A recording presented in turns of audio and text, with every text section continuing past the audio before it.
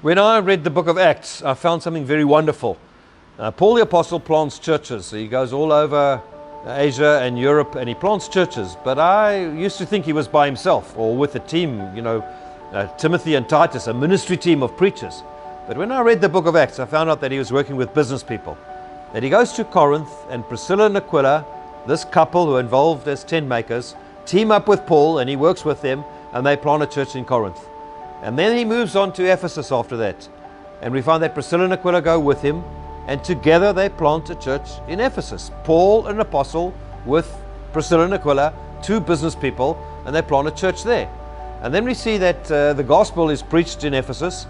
And in Acts chapter 19, verse 10, it says that the word of God spread all throughout Asia. That church planters were sent out. That something of a wonderful hub and a base was used in the church in Ephesus, and they actually transformed the community around them.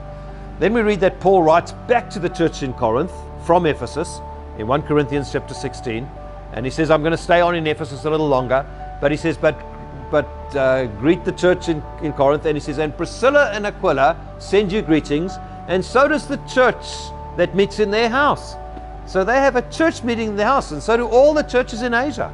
And so there's this incredible thing that happens, that this couple actually partner with Paul, and they open up an opportunity for him to work, but they also open up an opportunity for him to meet and for the church to meet.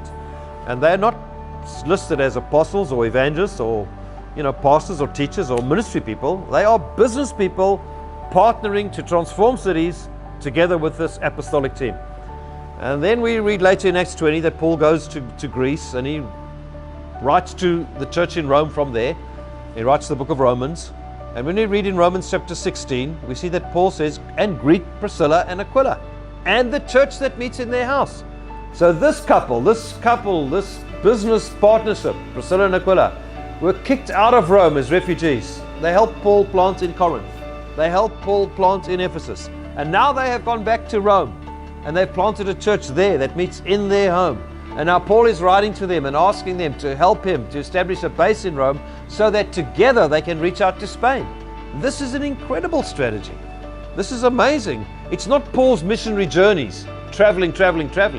It's Paul's apostolic strategy, impacting cities, transforming cities with business people together on his side, actually making a difference to the economics, making a difference to the ethics.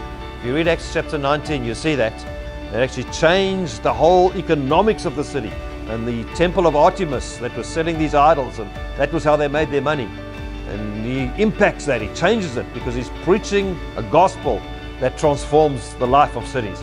And then we see this wonderful promise of God coming true. The prayer that Jesus taught us to pray. Thy kingdom come here on earth as it is in heaven.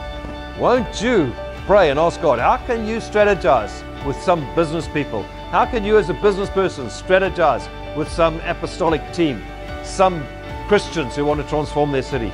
And let's get together as God's people, like the Quakers did, and let's begin to transform the city where we live.